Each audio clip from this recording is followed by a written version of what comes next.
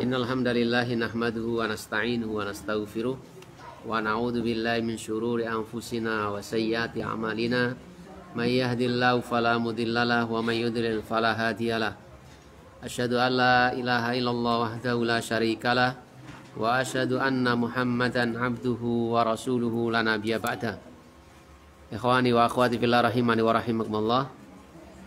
Tak bosan kita bersyukur kepada Allah Subhanahu wa taala atas semua nikmat-nikmatnya, atas semua kebaikan yang diberikan kepada kita, sehingga hingga detik ini kita masih termasuk orang-orang yang beriman, termasuk orang-orang yang disebut sebagai mukminun, muslimun, dan semoga sampai akhir hayat kita tetap dalam keimanan dan keislaman kita. Yang mana Allah Subhanahu wa taala memerintahkan kepada kita agar jangan sampai mati kecuali mati dalam keadaan Islam. Wala tamutunna illa wa antum muslimun. Dan janganlah kalian mati kecuali mati dalam keadaan Islam, mati dalam keadaan tunduk dan patuh kepada Allah Subhanahu wa taala. Ikhwani wa akhwati fillah rahimani wa rahimakumullah, kita teruskan ngaji kita. Mohon jangan bicara sendiri agar saya nggak ngotot-ngotot. Kita teruskan masih dalam bahasan beriman kepada atau rukun iman yang ke-6 ya. Rukun iman ada 6. Masih dalam bahasan beriman kepada Allah Subhanahu wa taala. Dalam hal ini kita beriman akan adanya Allah Subhanahu wa taala, dan itu sudah kita bahas kemarin. Akan adanya Allah Subhanahu wa taala bisa dibuktikan dengan akal kita, dengan perasaan kita, dengan fitrah kita, dan juga dengan syariat yang diturunkan kepada kita, syariat Islam. Kemudian yang kedua adalah beriman dengan mentauhidkan rububiyah Allah Subhanahu wa taala. Ya, beriman dengan mengesahkan akan rububiyah Allah. Maksudnya adalah kita mengimani perbuatan Allah Subhanahu wa taala. Kita mentauhidkan akan perbuatan Allah Subhanahu wa taala, seperti mencipta, seperti mengatur alam ini, memberikan rizki dan lain sebagainya. Jadi artinya kita mengisahkan Allah, mentauhidkan Allah pada perbuatannya, bahwasanya tidak ada yang bisa memberikan rizki kepada kita kecuali Allah. Tidak ada yang bisa mengatur alam ini kecuali hanya Allah Subhanahu wa taala. Tidak ada yang pencipta lain yang menciptakan dunia dengan segala isinya dan apa yang ada ini kecuali hanya Allah Subhanahu wa taala. Dan demikian pula tidak ada yang bisa menghidupkan dan mematikan kecuali hanya Allah Subhanahu wa taala.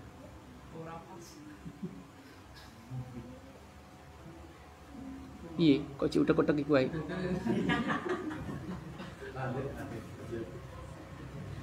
Itu maknanya dari mentauhidkan Allah dalam rububiyahnya. Yang ketiga adalah kita beriman dengan mentauhidkan uluhiyah Allah. Kalau rububiyah Allah, kita mengesahkan Allah pada perbuatannya, perbuatan Allah, maka tauhid uluhiyah ini mengesahkan Allah pada perbuatan kita, pada ibadah kita.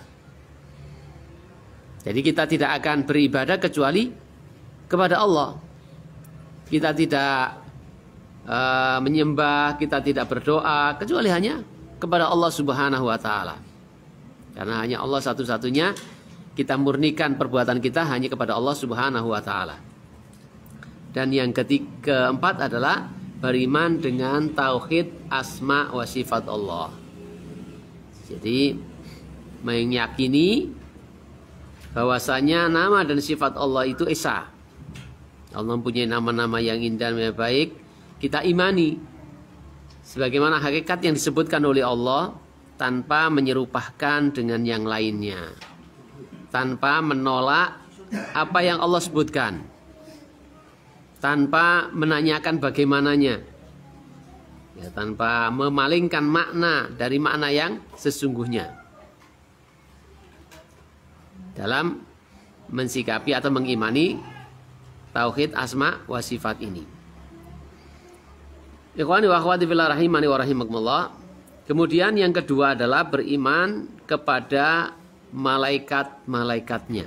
Jadi itu beriman kepada Allah yang pertama, rukun iman yang 6 itu beriman kepada Allah. Yang kedua adalah beriman kepada malaikat-malaikatnya. Artinya kita mengimani bahwasanya Allah Subhanahu wa taala menciptakan malaikat. Kemudian malaikat ini kita imani sebagai malaikat alam, termasuk alam gaib. Artinya sesuai dengan apa yang Allah Subhanahu wa taala beritahukan kepada kita dalam Al-Qur'an maupun yang dikabarkan oleh Rasulullah sallallahu alaihi wasallam terkait dengan malaikat ini. Kita imani bahwasanya mereka itu alamnya alam gaib. Ya, alamnya alam gaib. Kalau kita ini kan alam enggak gaib gitu, alam nyata. Mereka itu diciptakan dari api, dari cahaya. Kalau jin diciptakan dari api, kalau kita diciptakan dari tanah, kalau binatang melata diciptakan dari air. Ya. Kita yakin seperti itu karena itu yang dikabarkan dalam Al-Quran maupun dalam Sunnah. Nah, malaikat ini diciptakan oleh Allah Subhanahu Wa Taala dari cahaya, Jadi mereka ini termasuk alam gaib. Mereka diciptakan oleh Allah Subhanahu wa taala dari cahaya. Mereka mempunyai sifat yang selalu taat kepada Allah Subhanahu wa taala dan tidak mendurhakainya. Mereka ini juga berupa mempunyai ruh. Seperti kita mempunyai ruh dan juga memiliki jasad. Hanya saja jasadnya tidak terlihat oleh kita karena alamnya berbeda. Jadi mereka mempunyai ruh dan juga mempunyai jasad. Mereka punya akal dan juga punya hati. Kita beriman dengan apa yang Allah Subhanahu wa taala beritahukan kepada kita. Demikian pula yang Rasulullah SAW kabarkan tentang mereka kepada kita. Jadi mereka itu punya akal dan juga punya hati. Mereka punya nama-nama seperti yang dikabarkan dalam Al-Quran. Mereka punya nama. Ada malaikat Jibril, ada Mikail, ada Munkar, ada Nangkir, dan lain sebagainya.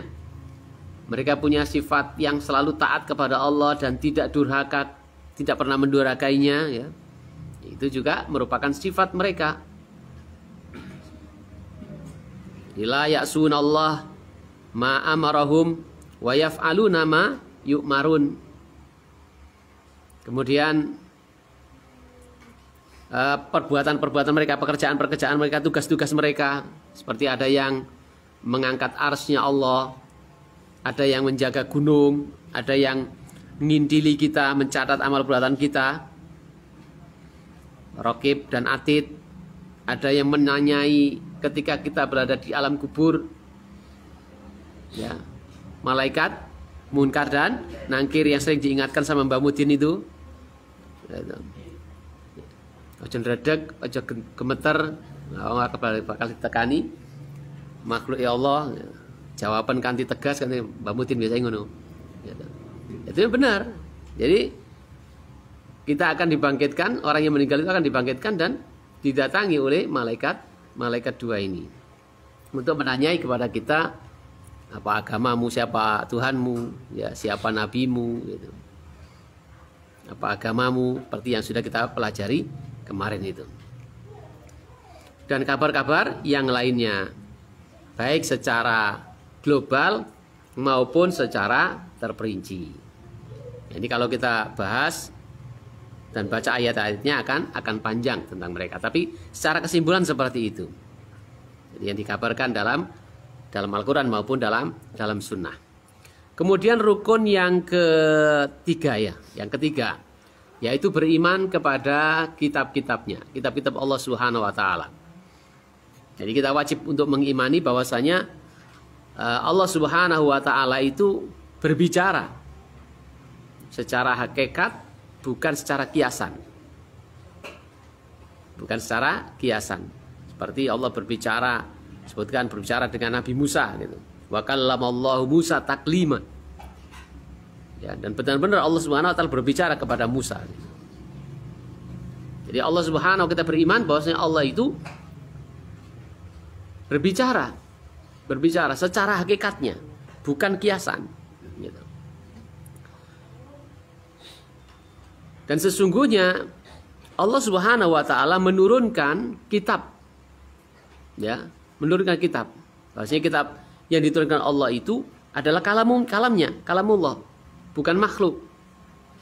Dan sesungguhnya Allah Subhanahu wa taala menurunkan kitab ini bersama utusan-utusan yang diutus oleh Allah Subhanahu wa taala kepada manusia, kepada kaum-kaum untuk mendakwai mereka, mengajak mereka untuk hanya menyembah kepada Allah Subhanahu wa taala. Mereka diberikan kitab-kitab. Ya, lewat wahyu-wahyu yang diberikan kepada mereka. Dan kita beriman dengan kitab-kitab itu dan dengan apa-apa yang Allah Subhanahu wa taala kabarkan perihal nama-nama kitab itu. Seperti ada Taurat, Injil, Zabur, kemudian ada lembaran-lembaran yang diberikan kepada Nabi Ibrahim, Nabi Musa dan lain sebagainya. Ya. Kita imani hal-hal semua itu. Kemudian bahwasanya kitab-kitab itu ada yang dihapus.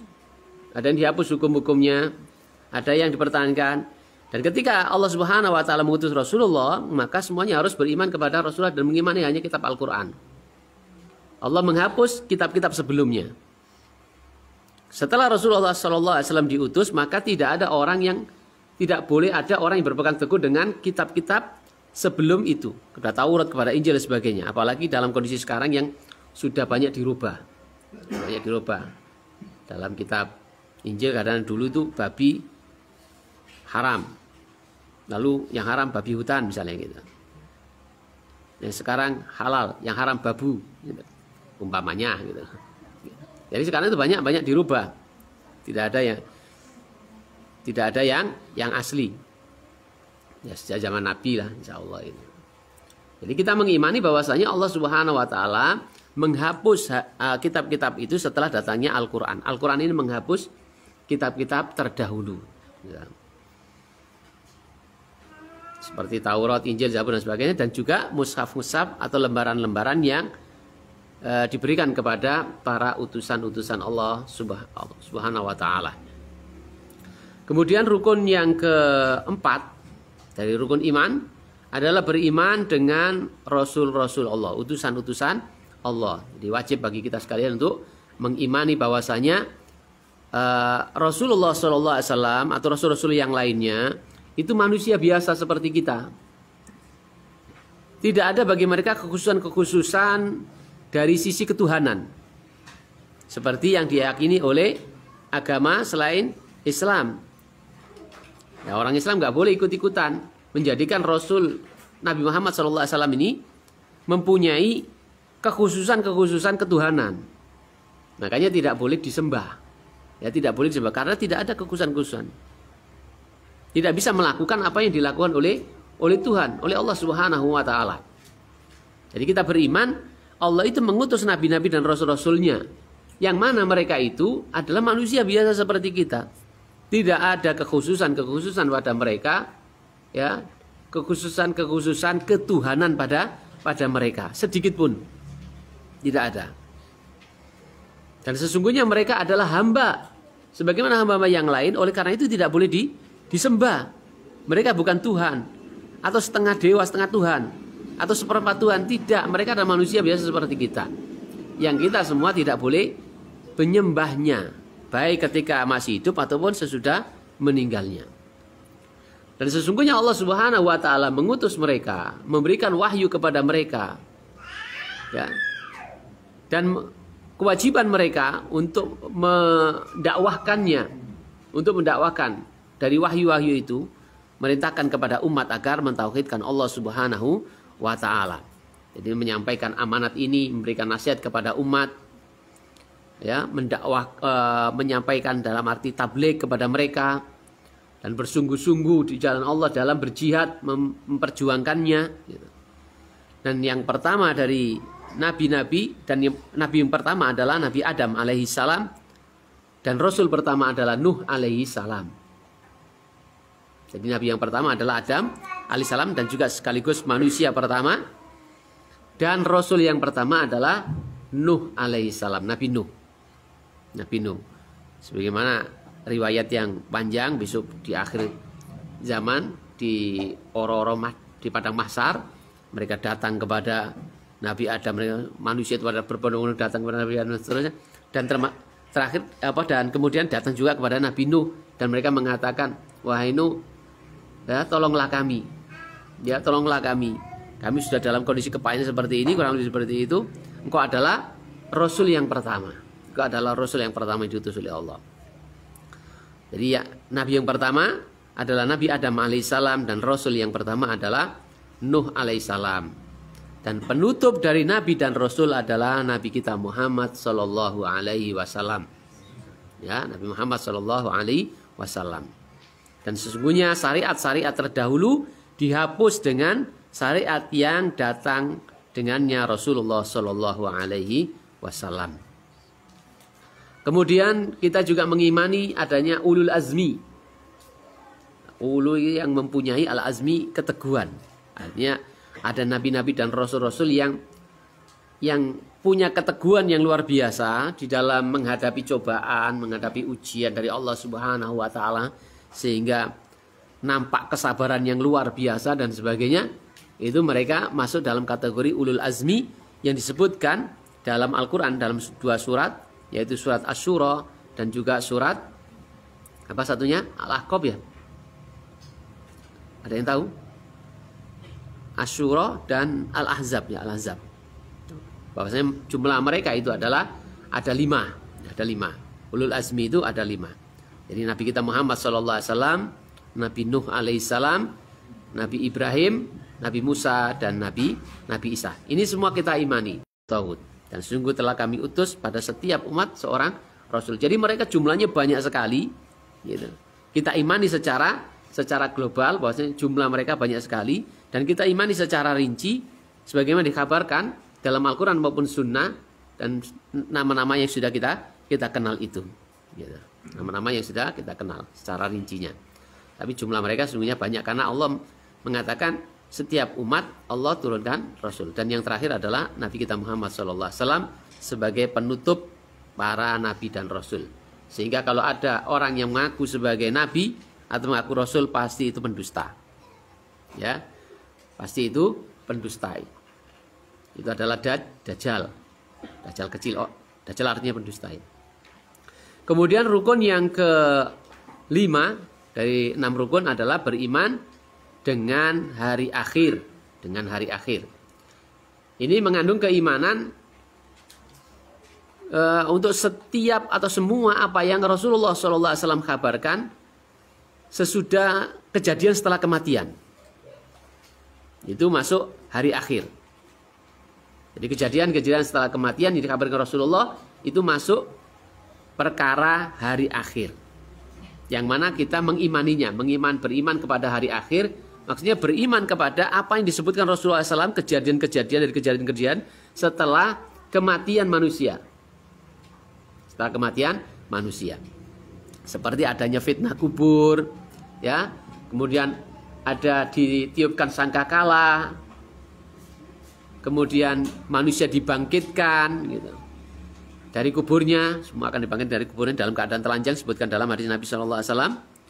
Kemudian adanya mizan atau timbangan amal, ya, adanya rapot, gitu. Orang akan menerima nilainya, nilai kelakuannya di dunia itu.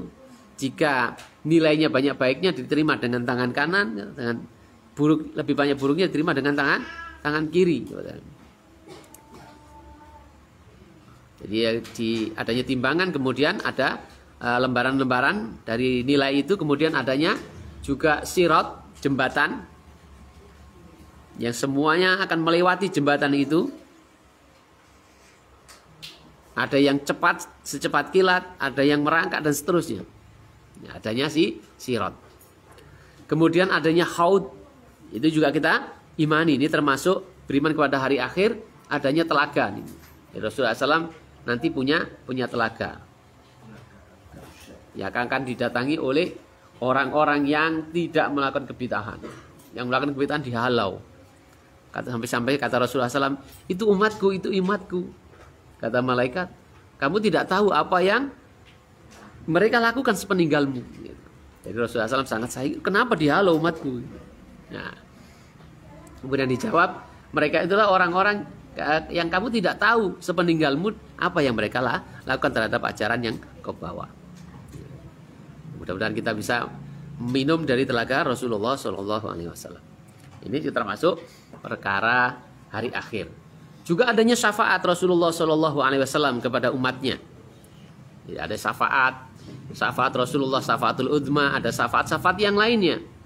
Ya, pertolongan yang diajukan kepada Allah Subhanahu wa taala untuk menolong orang yang akan ditolong. Ya, syafaat. Jadi yang punya syafaat yang bisa menolong hanya Allah Subhanahu wa taala, tapi ada orang-orang yang diberikan wewenang untuk mengajukan, termasuk Rasulullah SAW. Dari banyak doanya Rasulullah menyimpan satu doa untuk umatku. Untuk umatku. Nanti akan dimintakan kepada Allah Subhanahu wa taala untuk umat ini. Jadi Rasulullah SAW bisa memberikan syafaat pertolongan kepada umatnya yang semestinya masuk surga, dia dimasukkan ke dalam surga. Yang asalnya di neraka, kemudian atas syafaat Rasulullah SAW pindah ke surga. Yang asalnya mungkin di surganya tingkat 5, kemudian dengan syafaat Rasulullah SAW jadi tingkat ada tingkat berapa? Surga 9. Cak Wati ngerti biasanya. Itu sahabat. Selain itu juga syafaat yang lainnya. Syafaat bayi-bayi yang meninggal dunia sebelum balik, dia akan menarik-narik orang tuanya untuk masuk ke dalam surga. Kemudian syafaatnya orang yang mati syahid, ya, dia bisa memberikan syafaat untuk anggota keluarganya dan lain sebagainya. Syafaat-syafaat itu termasuk hari akhir yang wajib kita imani.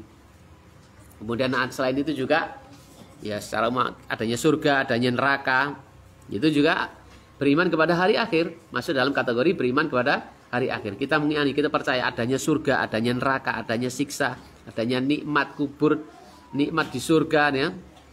Kemudian orang-orang beriman nanti akan bisa melihat Allah Subhanahu wa taala secara langsung, ya. Dan disebutkan oleh para ulama, nikmat penduduk surga yang paling tinggi adalah bisa melihat Allah Subhanahu wa taala. Itu adalah nikmat yang paling tinggi, bisa melihat Allah Subhanahu wa taala kelak di surga. Dan selain dari itu yang disebutkan masuk dalam kategori perkara-perkara yang gaib yang belum terjadi sekarang ini. Itu kita beriman kepada hari akhir. Kemudian ikhwani wa akhwati fillah rahimani wa rahmukumullah, yang keenam dari rukun iman yang 6, yaitu beriman kepada takdir baik dan buruk. Ya, takdir Allah yang baik maupun yang buruknya. Dan ini mengandung beberapa rukun keimanan yang juga wajib kita imani. Yang pertama adalah ilmu. Yang kedua adalah kitabah. Yang ketiga adalah masyiah. Dan yang keempat adalah al-khalqu. Apa maksudnya? Jadi beriman kepada, saya ulangi, kepada takdir Allah, baik yang takdir baik maupun yang buruk, itu mewajibkan untuk mengimani rukun iman pada empat perkara ini. Yang pertama adalah ilmu. Jadi kita beriman bahwasanya Allah Subhanahu wa taala mengetahui segala sesuatu, baik secara global ataupun terperinci. Jadi kita beriman kepada takdir Allah, itu kita mengimani Allah itu zat yang paling tahu, ya. Allah itu zat yang maha tahu, paling tahu, baik secara global ataupun terperinci. Apa yang kadang-kadang mungkin kita tidak tahu. Makanya dalam Al-Quran kadang-kadang disebutkan asa antakrahu syai'an fahuwa khairul lakum wa asa antuhibbu syai'an fahuwa syarrul lakum wallahu ya'lamu wa antum la ta'lamun. Bisa jadi engkau membenci sesuatu padahal sesungguhnya dia baik bagimu. Dan bisa jadi engkau menyukai sesuatu padahal sesungguhnya dia tidak baik bagimu. Allah itu yang tahu dan kamu nggak tahu. Kadang-kadang kita menganggap ini, waduh, mungkin senang sama cewek, wah masya Allah. Gitu. Kalau saya hidup sama dia, jadi sama dia, nanti akan rumah tangga sebegini-begini akan indah. Kita nggak tahu, bisa jadi ketika kita menikah dengan dia malah nggak baik. Ya. Lalu Allah takdirnya nggak jadi dengan dia. Ya kita harus terima. Karena apa? Kita beriman kepada Allah Subhanahu Wa Taala bahwasanya Allah lebih tahu dari kita. Kita akan mintanya yang baik-baik kepada Allah.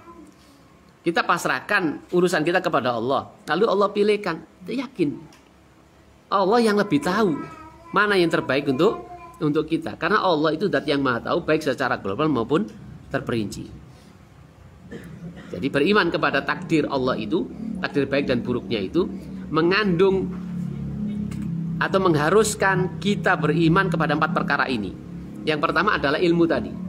Bahwasanya Allah itu zat yang maha tahu atau tahu segalanya baik secara globalnya maupun terperinci. Yang kedua adalah kitabah.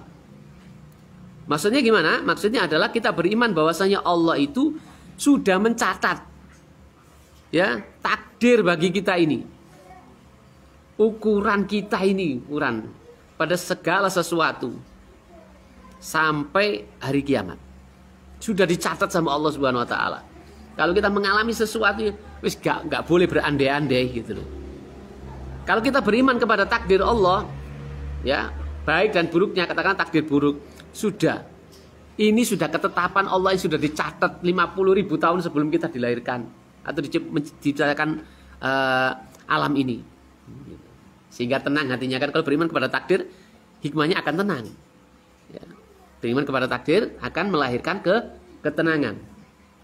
Karena beriman kepada takdir itu sekali lagi mengandung 4 hal ini yang harus juga kita imani. Ilmu tadi, kemudian catatan dari Allah. Bahasanya Allah sudah mencatatnya. Ya, sampai yang detail-detail sudah dicatat. Katakanlah nanti kesandung ketika pulang, sudah dicatat sama Allah Subhanahu Wa Taala. Sudah dicatatannya. Jadi tenang, nggak nyalakan waktu. Gitu, ada yang nyalakan, kurang ngasem waktu nandalan gitu kan. Sudah itu dari catatannya. Ya. Jangankan kita Nabi aja mana kesandung sampai berdarah kakinya gitu. Dan ini juga menunjukkan bahwa Nabi tidak mengetahui perkara yang gaib. Kalau tahu perkara yang gaib ya lewat jalan lian ya kesandung. Yang ketiga adalah masyiah. Allah itu punya kehendak. Jadi beriman bahwasanya apa yang Allah kehendaki akan terjadi. Dan apa yang Allah tidak kehendaki tidak akan terjadi. Dan sesungguhnya hamba juga punya masyiah ini. Punya kehendak ini. Tetapi kehendaknya manusia dibawa kehendak Allah Subhanahu Wa Taala. Dan kita punya kehendak dong. Termasuk datang ke sini kan karena kehendak kita. Tapi bisa jadi kehendak kita tidak terjadi kalau Allah tidak menghendaki. Makanya kehendak kita dibawa kehendak Allah Subhanahu Wa Taala. Keberhasilan kita dari apa yang kita usahakan, kita berkehendak hendak melakukan ini supaya berhasil, dan katakanlah berhasil. Kalau kita beriman kepada takdir Allah, maka kita tidak akan sombong. Sungguhnya keberhasilan ini adalah kehendak Allah Subhanahu Wa Taala. Ini sudah catatan Allah, ini sesuai dengan ilmunya Allah dan sebagainya. Jadi seorang hamba juga mempunyai kehendak, akan tetapi kehendaknya di bawah kehendak Allah Subhanahu Wa Taala. Dan yang keempat adalah al-khalqu. Artinya kita beriman bahwasanya hamba itu adalah makhluk. Hamba itu adalah makhluk atau diciptakan. Amalnya dan demikian pula seluruh objeknya, semua itu adalah makhluk. Karena Allah Subhanahu Wa Taala yang menciptakan segala sesuatu. Dan Allah Subhanahu Wa Taala menciptakan kalian dan apa yang kalian lakukan. Wallahu khalaqakum wa ma ta'malun. Allah yang menciptakan kalian dan apa yang kalian lakukan. Jadi kalau ada keberhasilan, ya kita bersyukur kepada Allah Subhanahu Wa Taala, tidak menjadikan kita sombong. Kalau ada kegagalan karena kita beriman kepada takdir, ya kita tidak akan putus asa, kendak. Ya kan, karena kita beriman kepada takdir. Ya sudah, ini ketetapan Allah, ini sudah ukuran takdir kita. Kita belum berhasil, kita dan sebagainya. Kita bisa melakukan, kita ngaji seperti ini, mampu ngaji seperti ini atas apa? Takdir Allah Subhanahu wa taala. Maka kita harus bersyukur. Ya, kita punya kehendak, kita berbuat, Allah kehendaki. Gitu. Karena yang menciptakan perbuatan kita juga Allah Subhanahu wa taala. Jadi enaknya gimana? Diam-diam aja gitu. Ya. Kita nggak tahu takdir kita. Dan ada perintah kita disuruh untuk berusaha. Maka berusahalah, niscaya akan didekatkan sesuai dengan takdirnya. Itu jawaban Rasulullah SAW ketika ditanya oleh sahabat dalam pembahasan masalah takdir. Menengaya ini ini Allah menghendaki lesu ya warak, gak usah mangan. Ya kira-kira nih gak mangan temen ya mungkin terus mati ya ikut takdirmu gitu. Jadi kalau Allah sudah aku kok jadi eling makku aku sing gak doyan mangan. Jadi ini piye wae ini kapan jarene ini kapan Allah gak ngwenehi mangan mbok diobati piye wae ora doyan mangan. Ya ora ngarep mangan gitu. Tapi kita kan harus terus berusaha, tidak kemudian menyerah dengan apa yang belum kita ketahui gitu. Ya, harus berusaha. Jangan dulu berkesimpulan seperti itu gitu. Ya, gitu. Barangkali mungkin 3 hari Allah belum kasih makan, ya nggak makan buat diobati piye kan. Tapi jangan-jangan hari keempat apa? Allah kasih makan, Allah akan mudahkan untuk bisa makan. Atau 3 bulan, 4 bulan dan seterusnya. Maka jangan pesimis, harus tetap optimis dalam berusaha dan juga berdoa kepada Allah Subhanahu wa taala. Ikhwani wa akhwati fillah rahimani wa rahimakumullah. Demikianlah uraian singkat tentang rukun iman. Mudah-mudahan bisa menjadi hal yang positif bagi kehidupan kita sekalian, dan insyaallah pada pertemuan yang lain bisa kita lanjutkan pada pembahasan selanjutnya, yaitu pada tingkatan yang ketiga, yaitu al-ihsan. Jadi Islam, iman, dan ihsan ya. Iman tadi meliputi 6 perkara yang harus kita imani. Di antara 6 perkara tadi ada takdir, seperti takdir yang harus kita imani dari kandungan beriman kepada takdir yang kita bahas terakhir tadi itu, yaitu ilmu, kitabah, ma'isyah, dan juga apa yang terakhir, Cawat?